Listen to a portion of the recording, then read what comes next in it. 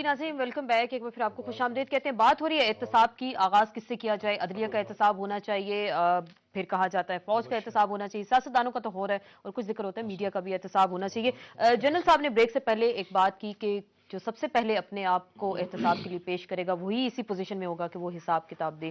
तो गवर्नमेंट तो आपकी इब्तदा आप ही करेंगे, क्योंकि हमने देखा माजी में भी अगर हम खुलफाए राशिदीन की मिसाल दें तो वो तो सबसे पहले अपने आप को एहतसाब के लिए पेश करते थे। देखो जी, हमारे बड़ा मौकफ क्लियर होता है, कोई दूसरी बात नहीं होती।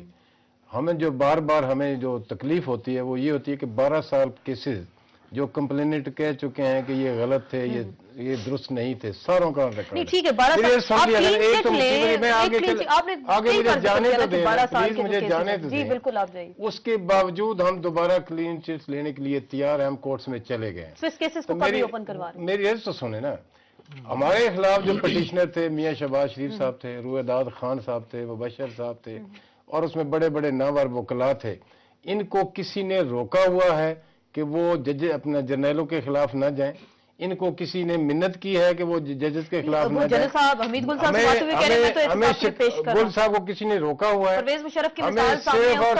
हमें सिर्फ गिले ही ये है कि हमारे खिलाफ तो बड़े मतलब पाकिस्तान में पिटिशनर मौजूद हैं, बाकी किसी के खिलाफ कोई पिटिशनर नहीं है। आप किसी अपने वर्कर को आगे कर दें, वो चला जाएगा, कोई मीडिया ट्रायल नहीं है, कोई मीडिया ट्रायल नहीं है, कोई कोर्ट्स में नहीं जाने को तैयार नहीं है। रुएदाद खान बड़ा सीनियर आदमी है, उसको बिल्कुल सारे साफ सुथरे नजर आते हैं। आप यही कह रहे हैं? मुझे अगर इजाजत है, अच्छी बात कर रहे हैं, लेकिन हम एनआरओ की मुखालिफत और एनआरओ के तहत जिन्होंने रिलीफ लिया है, हम उन वज़रा वगैरह से जो इस्तीफे का मुतालबा करते हैं तो इस वजह से नहीं करते कि उन पर इल्जामात हैं।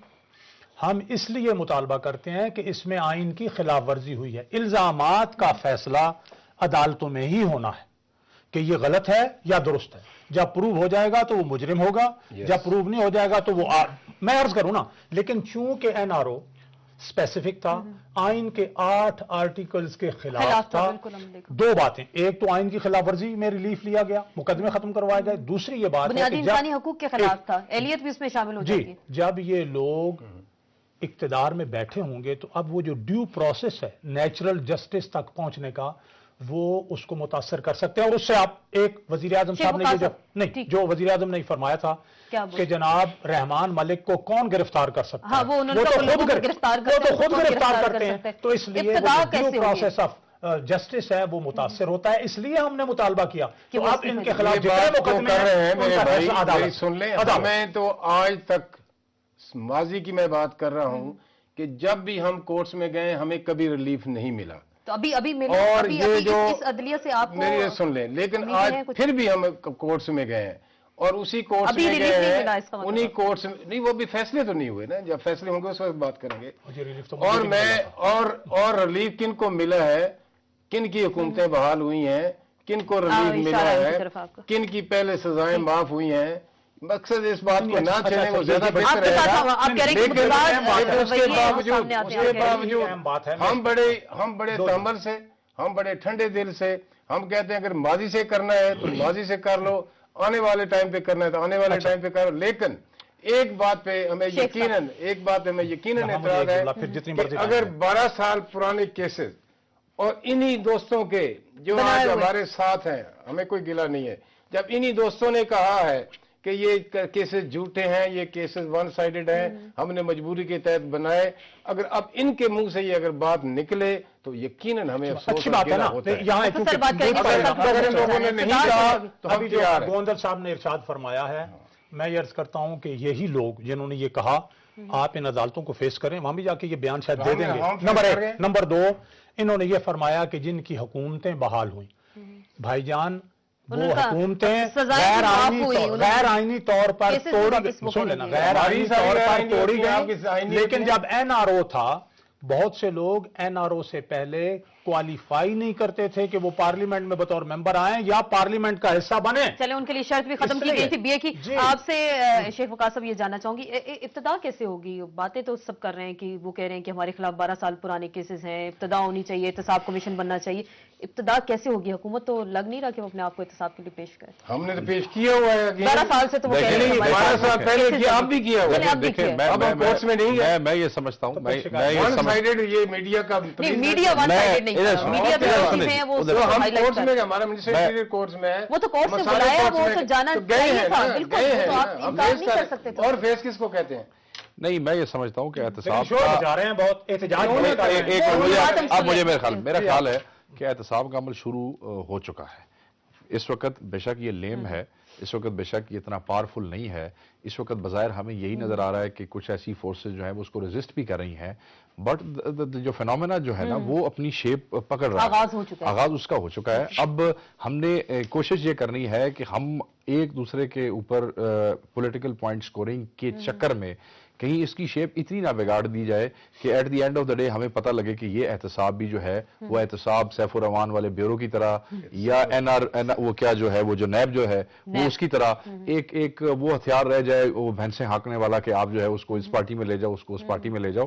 मैं ये समझता हूं कि मीडिया बड़ा अहम रोल अदा कर रहा है इस वक्त। इसमें थोड़ी सी रिस्पॉन्सिबिलिटी जो है उसका एलिमेंट होना चाहिए। बहुत ज्यादा जुडिशरी जो है वो इस वक्त एक ऐसी पोजीशन में आ गई है जिसकी वजह से हम बांग्लादेश मॉडल के ख्वाब भी देखने लग जाते हैं। हाँ, उनको भी देखें, उनको भी वो ऑप्शन इस तरह है ना जी आसमा, आपके सामने एक मिसाल है कि बांग्लादेश में उन्होंने करके देखा है, उन्होंने वहां पे दैट फेल्ड। अब at the end of the day उधर पॉलिटिशियंस करप्ट थे, उनको आउट किया गया, फौज आई, फौज से काम नहीं चल सका, उसको आउट किया, उन्होंने चीफ जस्टिस पे इत्तफाक किया, वो नहीं चल सके, वो काम खत्म हुआ। At the end of the day उन्हीं पॉलिटिकल पार्टीज के दोबारा इलेक्शन होल्ड करा के उनको लाना पड़ा। तो होना तो यहां भी वही है, तो क्यों ना हम एक अच्छा सबक सीख लें बाहर से, और उसमें भी जिम्मेदारी हम सियासतदानों पे और खसूसन बड़ी पार्टियों के ऊपर ज्यादा है कि अल्लाह ने अब आप दोनों के हाथ में बागडोर दी है। अगर आप थोड़ी सी रिस्पॉन्सिबिलिटी का मुजाहरा करें, एक तरफ इंडियंस जो है वो हमें और चाइना को जो है वो थ्रेट कर रहे हैं। 92 घंटे में बिजली जो है वो दोबारा, बिजली जो है वो दोबारा चली गई है, गवर्नमेंट ऑफ पंजाब जो है वो डिफॉल्ट कर जाती है, वहां पे इदारों को देने के लिए पैसे कोई नहीं है। बलोचिस्तान में आपको पैसे और पैकेज देने के बाद भी मुख्तलिफ आवाजें सुनाई देती हैं। इसके लिए हमें बहुत ज्यादा रिस्पॉन्सिबल होना पड़ेगा। कल ऐसा ना हो आसमा, अल्लाह खैर करे, ऐसा ना हो कि आज जो हम डिस्कशन कर रहे हैं एनआरओ करप्शन, लोग क्या हमारे खाने, हमारे पेट और हमारी रोटी का ख्याल करो, ये ऐसा ना हो कि एंटी करप्शन डिस्कशन सिर्फ इलीट का और मीडिया के अल्लो तल्लो में रह जाए और लोग कहें कि नहीं अब हमें कुछ नहीं सुनना है, हमें या तुम्हारा सर चाहिए तो या रोटी चाहिए। आखिरी बात मुख्तसरन बताइए, आवाम क्या चाहते हैं? आवाम से तो रोटी का निवाला भी छीन लिया। पहले शेख साहब का मैं मशकूर हूं, हम कई बार मीडिया पे भी कह चुके हैं, प्रेस को भी कह चुके हैं कि खुदारा नॉन इश्यूज को इश्यूज न बनाए। नॉन इश्यूज को मीडिया इशू नहीं बना रहा, आपके जो इश्यूज हैं, मेरी सुने, प्लीज मेरी सुने, वो क्यों ना कहें, जब नॉन स्टेट एक्टर मैं उसका वो क्यों ना कहें। आपका इश्यूज है टेररिज्म जिस पे हम गए हैं, आपका इशू है बलोचिस्तान जिस पे हम गए हैं, आपका इशू एनएफसी है जिसको हमने सॉल्व किया अल्लाह के शुक्र से, बलोचिस्तान को सॉल्व कर रहे हैं। लेकिन यहाँ हो क्या रहा है, कभी गुल साहब आ जाते हैं, कभी कोई दूसरा दोस्त आ जाता है, और जिन लोगों का कोई पॉलिटिक्स में रोल नहीं है, जिन लोगों की आवाम में कोई रसाई नहीं है, और वो अगर प्रेसिडेंट कहता है नॉन स्टेट एक्टर हमें परेशान कर रहे हैं तो इसमें कोई गलत बात नहीं है। डिफाइन हम कर रहे हैं, वही लोग जिनका पॉलिटिक्स से कोई वास्ता नहीं है, जो तालिबान भी हैं और भी हैं, जिनको आप भी समझते हैं, मैं भी समझता हूँ। खुदा हमें जाने मेरा ख्याल है नॉन स्टेट एक्टर्स में आप भी, मीडिया भी सबसे इशारा जो है नॉन स्टेट एक्टर्स में। आप कहते हैं कि नॉन स्टेट एक्टर्स ने जवाब दिया उनकी तकरीर का जो कराची के बाद हुआ, तो वो कौन थे? नहीं, मीडिया के बारे में आप हमें सारा ना कहें, हमें जिन पे एतराज है, बहुत सारे अच्छे लोग हैं, हम उनकी इज्जत एहतराम भी करते हैं, लेकिन जो हैं हमने उनको एक्सपोज कर दिया है, लोगों के सामने कह दिया है, मीडिया के सामने कह दे।